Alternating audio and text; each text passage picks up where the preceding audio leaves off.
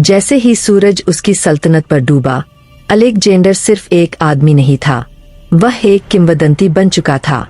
लेकिन उसकी विजयगाथाओं, युद्धों और दंतकथाओं के पीछे एक ऐसा बालक था जो कभी डरता था, एक ऐसा राजा था जिसने दुनिया का भार अपने कंधों पर उठाया था, और एक ऐसा व्यक्ति था जो शक्ति से भी कुछ अधिक की लालसा रखता था। यह उसकी कहानी है, वैसी नहीं जैसी इतिहास उसे याद करता है, बल्कि एक ऐसे आत्मा की जिसे दुनिया समेट न सकी। प्रस्तावना: एक भविष्यवाणी जन्म लेती है। पेल्ला, मैसेडोन की राजधानी, बिजली की गड़गड़ाहट से गूंज रही थी जब अलेक्जेंडर का जन्म हुआ। हवाएं इस कदर चीख रही थीं जैसे स्वयं देवता नवजात शिशु के कानों में कोई रेहे से फुसफुसा रहे हों। मंदिरों में बैठे ज्योतिषियों के चेहरे पीले पड़ गए। यह बालक साधारण राजकुमार नहीं था, यह महिमा, विनाश और अमरता के लिए पैदा हुआ था। तू किसी राज्य का राजा नहीं बनेगा मेरे पुत्र, तू इस पूरी दुनिया का शासक बनेगा। हर रात उसकी माँ ओलंपियास उसके कानों में यही शब्द दोहराती। अध्याय 1। भीतर जलती ज्वाला। अलेक्जेंडर कभी भी शांत नहीं बैठता था। उसकी आंखों में वह चमक थी जो केवल उन्हीं में होती है जो नियति को अपने हाथों से लिखते हैं। बाकी राजकुमार विलासिता में डूबे रहते, लेकिन वह युद्ध क्षेत्र की ओर खिंचता चला जाता, जहां तलवारें टकराती थीं, जहां धूल और खून की गंध थी। एक सच्चा राजा युद्ध नहीं चाहता, अरस्तु ने उसे सिखाया। वह केवल लड़ने का कारण ढूंढता है। लेकिन उसके पिता राजा फिलिप कुछ और ही पाठ पढ़ा रहे थे। सत्ता ही एकमात्र सत्य है, वह कहते। एक दिन एक बड़े भोज के दौरान नशे में धुत फिलिप ने अपने पुत्र को तिरस्कार से देखा। तू दुनिया पर राज करना चाहता है? लड़के, वह हंसे। तू खुद पर भी राज नहीं कर सकता। उस रात अलेक्जेंडर ने प्रतिज्ञा की, वह केवल अपने पिता से बड़ा नहीं बनेगा, वह समय के सीने पर ऐसा नाम छोड़ जाएगा जिसे कोई मिटा न सके। अध्याय 2। खून और विश्वासघात। कुछ वर्षों बाद भाग्य ने चाल चली। राजा फिलिप की हत्या हो गई। कुछ ने कहा कि यह ओलंपियास की साजिश थी, कुछ ने अलेक्जेंडर पर उंगली उठाई। सत्य जो भी था, अब वह केवल एक राजकुमार नहीं था, वह राजा बन चुका था। लेकिन सत्ता कभी भी बिना संघर्ष के नहीं मिलती।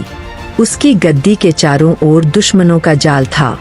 वे सोचते थे कि यह केवल एक लड़का है जो राजा बनने का खेल खेल रहा है। वे गलत थे।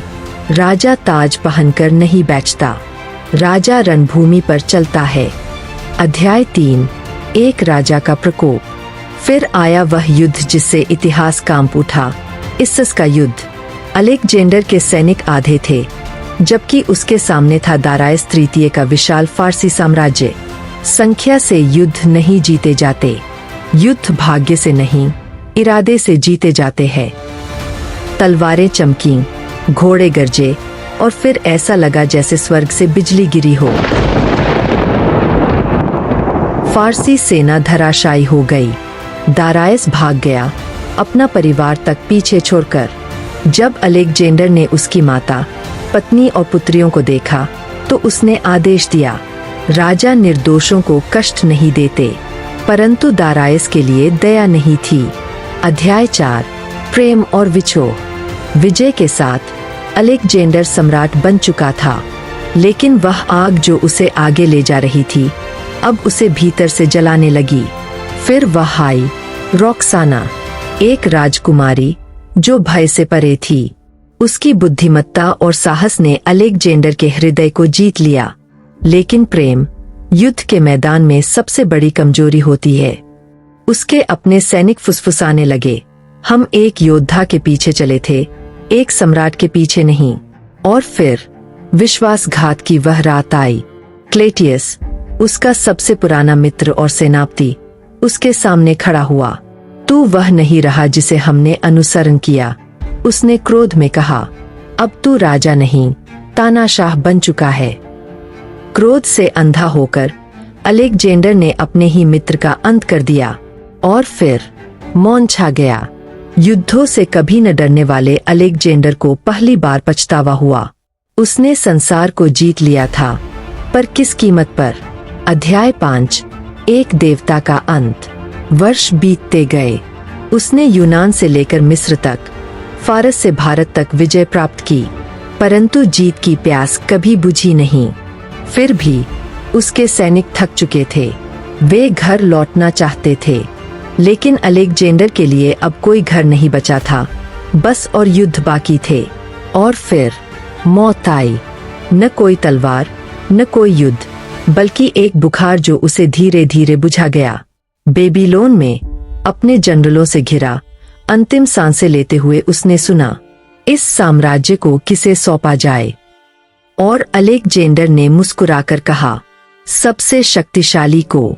और फिर वह बंद हो गईं, वो आंखें जिन्होंने दुनिया को जीत लिया था। लेकिन किंवदंतियां कभी नहीं मरतीं। उसकी मृत्यु के साथ उसका साम्राज्य टूट गया, पर उसका नाम आज भी समय के पन्नों में अमर है। वह केवल एक राजा नहीं था, वह केवल एक योद्धा नहीं था, वह एक सपना था जो समय की सीमाओं से परे था। अलेक्जेंडर महान, सिकंदर महान, एक नियति का बालक जो इतिहास के पृष्ठों में खो गया।